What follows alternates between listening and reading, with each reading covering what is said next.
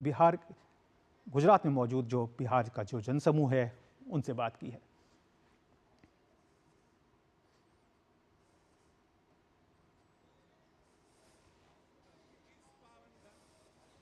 दोस्तों, diamond city सूरत के इस पावन भूमि पर हमारे भारत के लाडले सपूत, आत्मनिर्भर भारत के प्रणेता, स्वदेशी चीज वस्तुओं के हिमायती, विश्व के सर्वाधिक लोकप्रिय नेता, विकास पुरुष और कल ही जिनके नेतृत्व में बिहार के चुनाव में शानदार और ऐतिहासिक जीत हुई है, इस जीत के कर्णधार वैश्विक नेता यशस्वी प्रधानमंत्री मोदी साहब हमारे बीच जुड़ चुके हैं।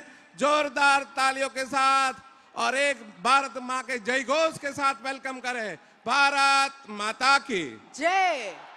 Thank you. वेलकम कर, सबसे पहले वेलकम करने के लिए मैं भारत सरकार के केंद्रीय जल मंत्री श्री सी.आर. पाटिल साहब और गुजरात सरकार के युवा और कार्याध्यक्ष deputy CM Shri Sanghavi sir को वेलकम करने के लिए आमंत्रित करता हूं। हम जोरदार तालियों के साथ सर को वेलकम करें। हमारे माननीय प्रधानमंत्री श्री नरेंद्र भाई मोदी साहब का हम बहुत सारी तालियों के साथ भारत माता की जय बोल के स्वागत अभिवादन करें। खूबसूरत सूरत में खूबसूरत स्वागत करें। भारत माता की, भारत माता की। मैं सभी मेंबर ऑफ पार्लियामेंट और माननीय धारासभ्य श्री को आग्रह करता हूं कि आए और हमारे प्रधानमंत्री जी को वेलकम करें। सभी माननीय सांसद श्री और सभी धारासभ्य श्री को मैं आमंत्रित करता हूं। हमारे गुजरात के इस पावन भूमि पर, सूरत के इस पावन भूमि पर विश्व के सर्वाधिक नेता, सर्वाधिक लोकप्रिय नेता ऐसे मोदी जी को वेलकम कर रहे हैं। नूतन भारत के शिल्पी आदरणीय प्रधानमंत्री श्री नरेंद्र भाई मोदी साहब, हम सब आपका सत्कार करते हैं सर। हम सब आपका दिल की गहराइयों से स्वागत करते हैं, आपका अभिवादन करते हैं। स्वागत के तीसरे चरण में सूरत के प्रथम नागरिक, मेयर और सभी संगठन के पदाधिकारी को मैं आमंत्रित करता हूं हमारे देश के यशस्वी प्रधानमंत्री जी को वेलकम करने के लिए। हम जोरदार तालियों के साथ इस सुनहरी क्षण में हम सम्मिलित हों। हमारे भारत देश के स्वच्छ शहर सूरत में माननीय प्रधानमंत्री श्री नरेंद्र भाई मोदी सर आपका स्वागत करते हैं। फिर से एक बार भारत माता की। धन्यवाद आप सबका। आज के अवसर पर नम्र निवेदन करते हैं माननीय प्रधानमंत्री श्री नरेंद्र भाई मोदी सर, आप श्री को इस जनमेदिनी को आप संबोधित करें।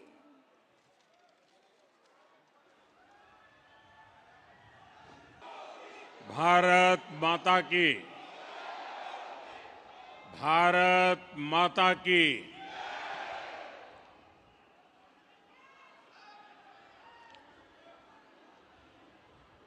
बिहार का ऐतिहासिक विजय हुआ हो और अगर हम सूरत से आगे जा रहे हो और बिहार के लोगों को मिले भी ना जाए तो लगता है यात्रा अधूरी रह गई।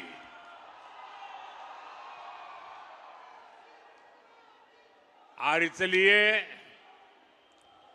गुजरात में रहने वाले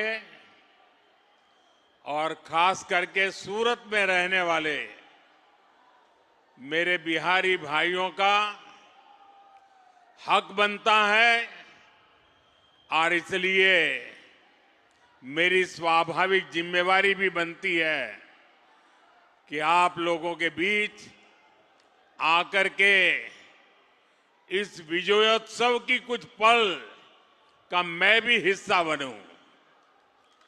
अचानक कार्यक्रम बन गया। मैं सुबह जा रहा था डेडियापाड़ा, तो यहाँ के हमारे साथियों ने मुझे कहा कि बिहार के लोगों की इच्छा है अगर आप 5-10 मिनट बाहर आ जाए तो लोग आ जाएंगे। और मैं देख रहा हूं दूर दूर तक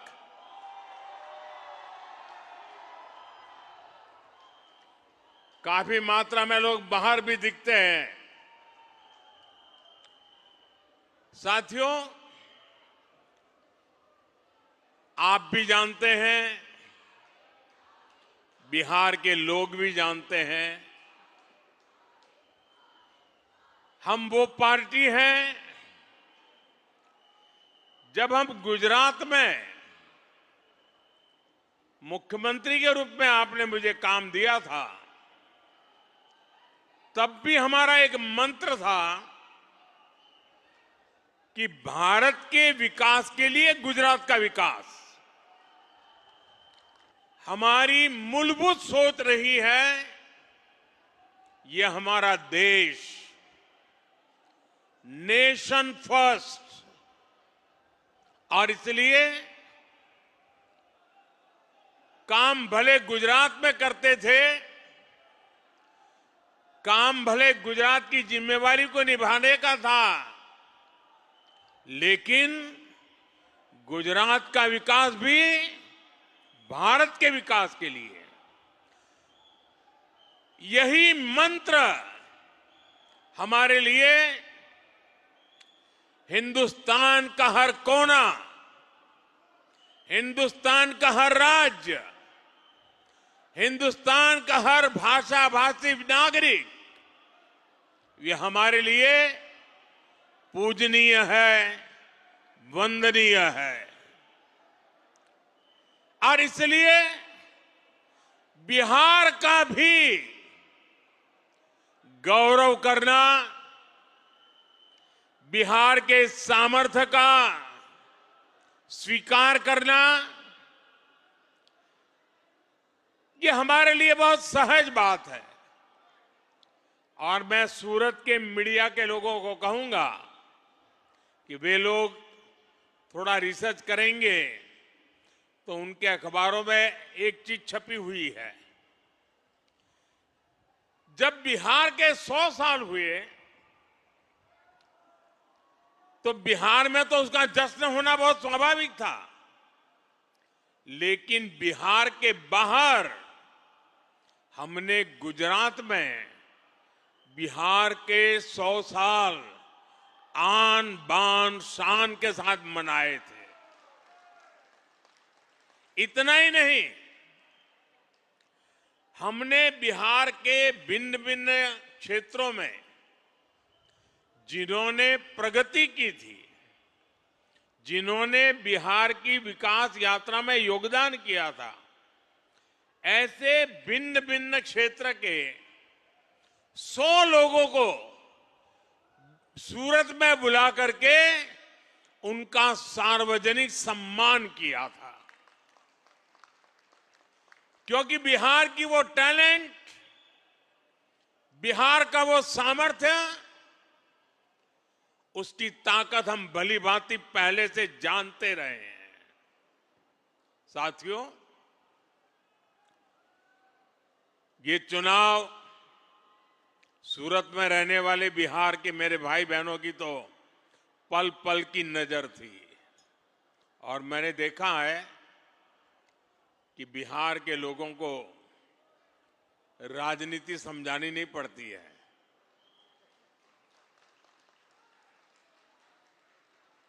वो दुनिया को राजनीति समझाने की ताकत रखते हैं।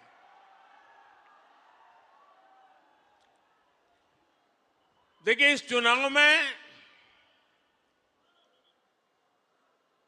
एनडीए गठबंधन जो विजयी हुआ है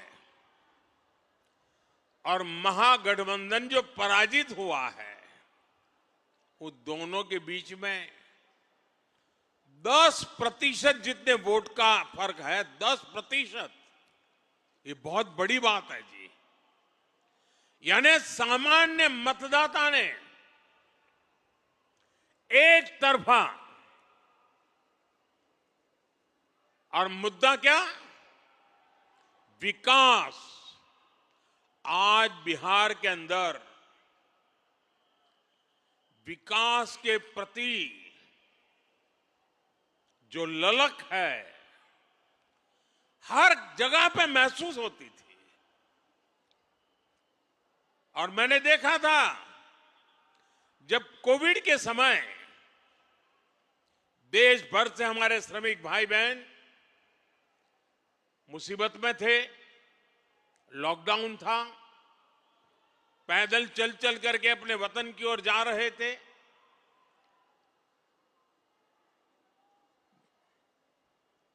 ट्रेन में लोगों को ले जाना यह भी चिंता का विषय था, कहीं फैल न जाए।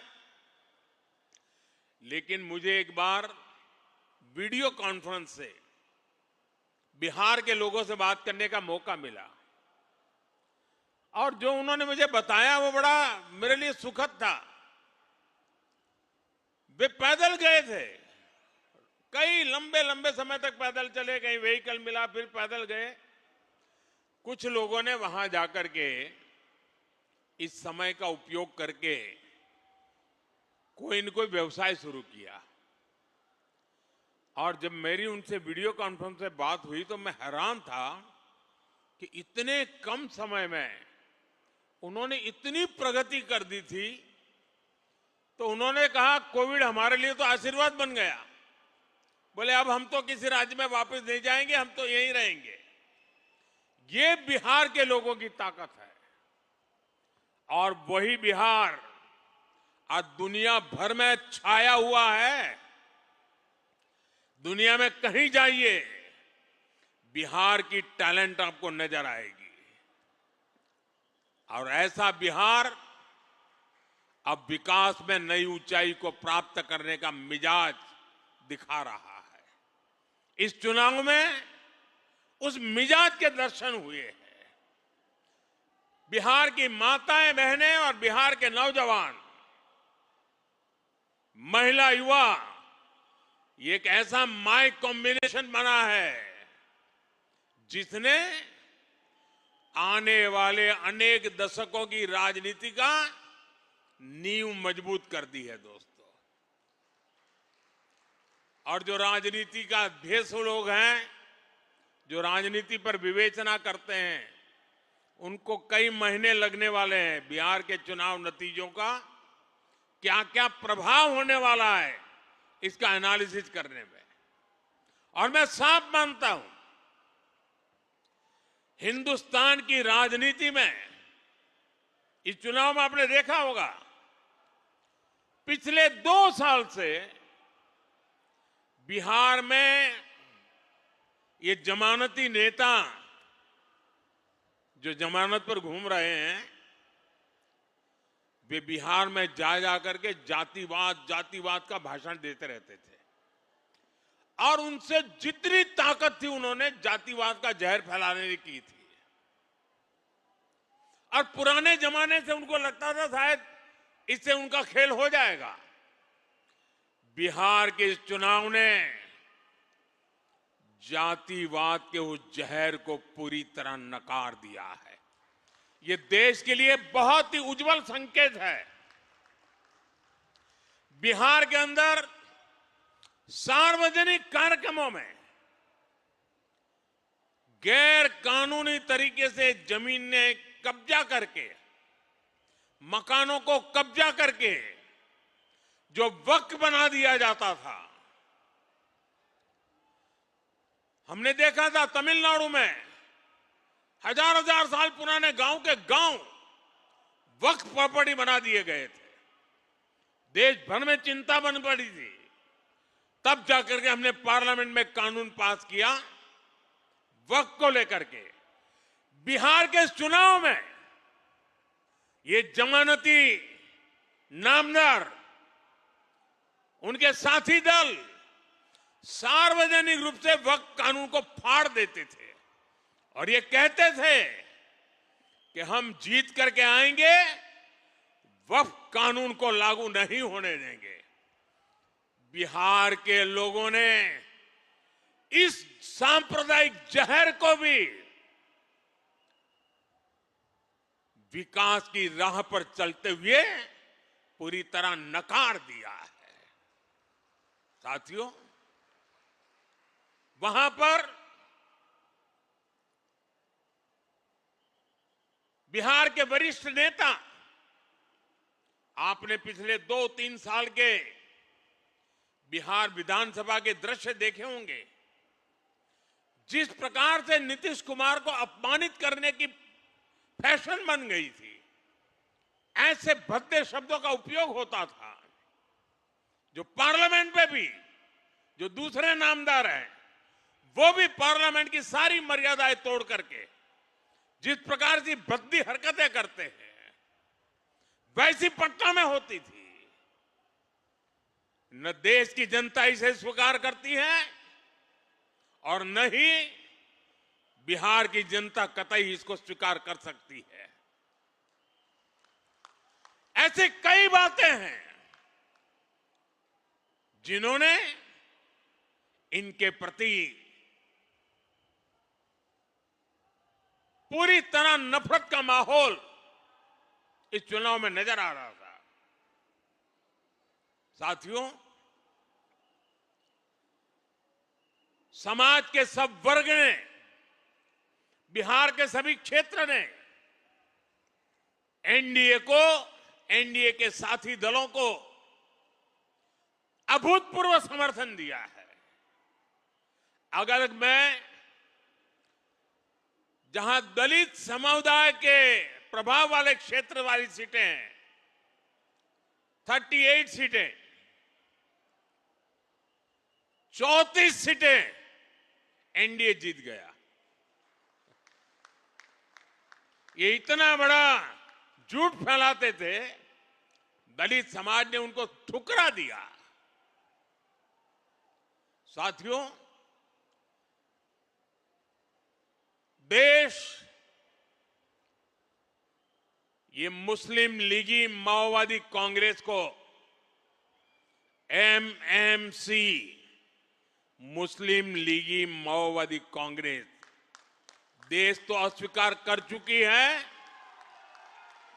कांग्रेस पार्टी में जो राष्ट्रीय विचारों से पले बड़े लोग हैं, जिन्होंने कभी इंदिरा जी और राजीव गांधी जैसे लोगों के नेतृत्व में काम किया है, ऐसे कांग्रेस का बहुत बड़ा वर्ग ये नामदार की हरकतों से दुखी है।